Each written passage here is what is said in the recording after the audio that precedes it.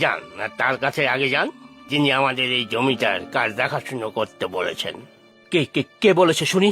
আমার তো সব মাথার উপর দিয়ে বেরিয়ে যাচ্ছে। মুকুলটাও যে এই সময় কোথায় গেল? ওকে দায়িত্ব দিয়েই মনে হয় ভুল করেছি। কি নাম বললেন? মুকুল? আমাদেরও তো মুকুল বাবুই বলেছেন এখানে এক কাজ করতে। এটা তো ওনারই জমি। কি মুকুল বলেছে? না না, মুকুল এই কাজ কি করে করতে পারে? না না, এ হতে পারে না। এটা আমার জমি, এখানে আমি স্কুল তৈরি করব ভেবেছি। কোথায় কোথায় মুকুল? উনি তো আজকে আসেননি, তাছাড়া উনি বেশি আসেন না, আমরাই দেখাশোনা করি সব। এইভাবে ঠকালো আমাকে মুকুল। হায় হায় রে, আমার তো কোনো বলারই মুখ নেই। আপনি একবার আমাকে খবর দিতে পারতেন। আমিও বা কি বলি বলুন তো। মুকুলবাবু বললেন আপনি নাকি ওই জমি ওনাকে দিয়ে দিয়েছেন, স্কুল আর তৈরি করা যাবে না। আপনি এই কথা ভাবলেন কি করে? আমি নিজে আপনাকে কথা দিয়েছি এই জমিতে গ্রামে স্কুল তৈরি হবে। আমার বাবা এই জমি গ্রামের কল্যাণের জন্য কিনেছিলেন। আমি কি করে তা অন্যের নামে লিখে দিতে পারি? না না, মুকুল একদম ঠিক কাজ করেনি।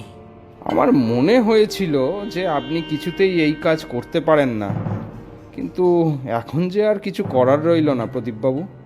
আপনি কিচ্ছু চিন্তা করবেন না, আমি আমার বাবার স্বপ্ন কিছুতেই এইভাবে নষ্ট হতে দেব না। এখানে স্কুল তৈরি হবেই। আমি আসি প্রধান মশাই। মাগো, দেখলে তো তোমার ছেলের বুদ্ধি, একেবারে জমি নিজের নামে করে ফেললাম। এইসব তুই কি করলি বাবা? হ্যাঁ, আমি দাদাকে বলে একটা জমি তোর নামে করিয়ে নিতাম। দাদা যদি জানতে পারে কি হবে বলতো? তোর যদি কোনো ক্ষতি হয়ে যায়।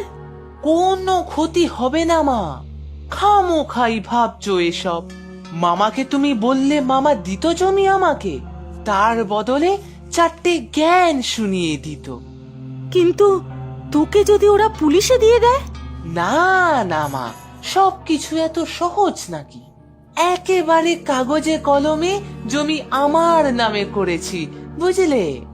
মামা কিচ্ছু করতে পারবে না, নিজেই দলিল পত্র আমার হাতে দিয়ে দিয়েছে, দানপত্রে সই আছে, আমি শুধু ওখানে আমার নাম বসিয়েছি। জানি না কেন আমার মনটা বড় কু ডাকছে রে মুকুল। তুমি এত ভয় পাচ্ছ কেন? ওটা দাদুর জমি, সেখানে তোমারও অধিকার থাকতে পারে নাকি? আচ্ছা দাঁড়াও, তোমাকে আমি আলমারি থেকে কাগজটা এনে দেখাচ্ছি, তখন তোমার শান্তি হবে।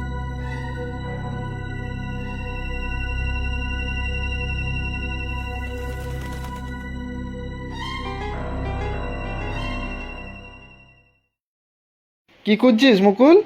তুই যেটা খুঁজছিস সেটা আমার হাতে। বাবা, তুমি এখানে? তোমার হাতে এটা কি? এখনো বুঝতে পারছিস না বুঝি?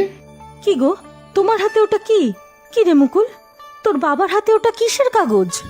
এই জমির দলিল তোমার কাছে এলো কি করে? ওটা তো আমি।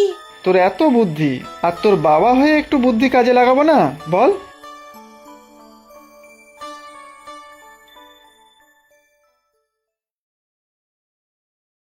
ছি ছি মুকুল, আমি তোকে বিশ্বাস করে এই কাজের দায়িত্ব দিয়েছিলাম, আর তুই এইভাবে আমাকে ঠকালি।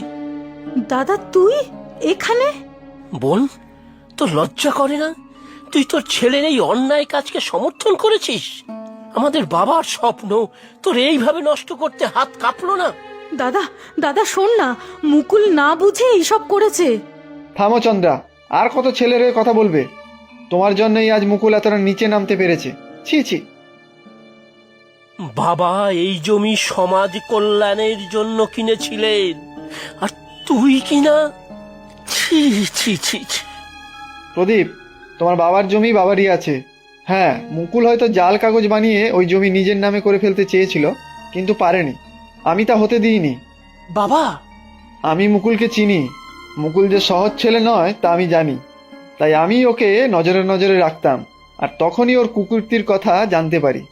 তাই আমি আলমারি থেকে চুপিসারে আসল জমির দলিলটা বার করে নিই। এই যে প্রদীপ, নাও দলিলটা নাও। জামাইবাবু, তুমি? তোমাকে তোমাকে অনেক ধন্যবাদ জামাইবাবু। তোমার জন্যই আজ আমি বাবার স্বপ্ন পূরণ করতে পারবো। হ্যাঁ, তোমার জন্যই পারবো। আমি তোমার এই স্বপ্ন পূরণের পাশে আছি।